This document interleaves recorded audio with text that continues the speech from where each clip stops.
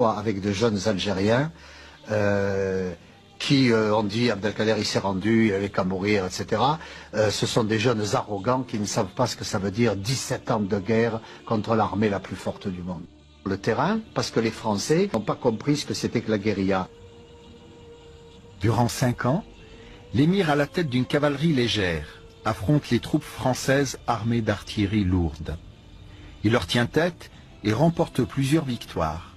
Les généraux français finissent par signer avec lui une trêve et lui reconnaissent une autorité sur tout l'ouest du pays. L'émir en profite alors pour jeter les bases d'un véritable État moderne. Il bat sa propre monnaie et se dote d'une capitale. Dire que c'est un État, oui. Que c'est un État moderne, oui. Parce qu'il y a une armée avec des insignes, les gens qui sont payés, des juges qui sont payés, c'est plus des prévaricateurs, c'est pas les chefs de tribus, etc. Oui, c'est un État moderne, mais c'est un État dans la tradition musulmane.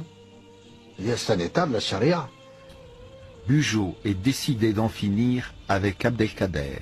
Il fait raser des villes et des villages, il fait brûler les récoltes pour affamer les civils, il exproprie des milliers de paysans. 46, 47, 48, c'est l'horreur.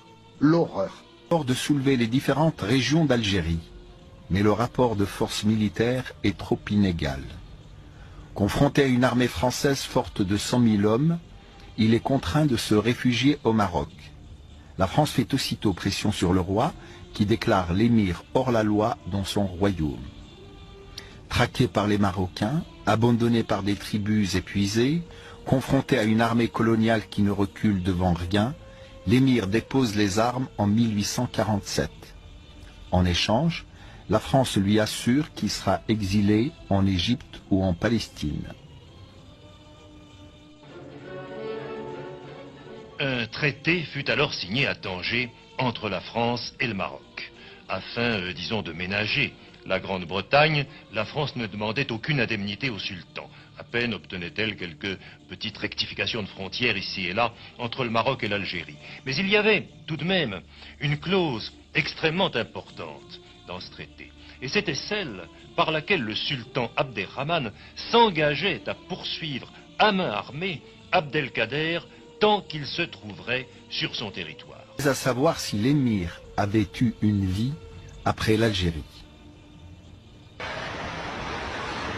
Au lieu d'être convoyé en Égypte ou en Palestine, l'émir est emprisonné avec les siens à Toulon. De là, il est transféré à Pau et enfin à Amboise. Voici le château dont parlait mon grand-père. En fait, c'est une forteresse qui servait de prison d'État. L'émir vit avec sa famille, sous étroite surveillance et dans un grand dénuement. 5 membres de la famille de l'émir sont morts de froid et de maladie durant cette captivité. Ce minaret qui marquait leur cimetière était surmonté d'un croissant doré. Durant l'occupation, les Allemands ont pris le symbole pour de l'or et l'ont dérobé. La vie de l'émir s'arrête avant la reddition. Pour les Français, elle s'arrête à sa libération par Napoléon III. On passe sous silence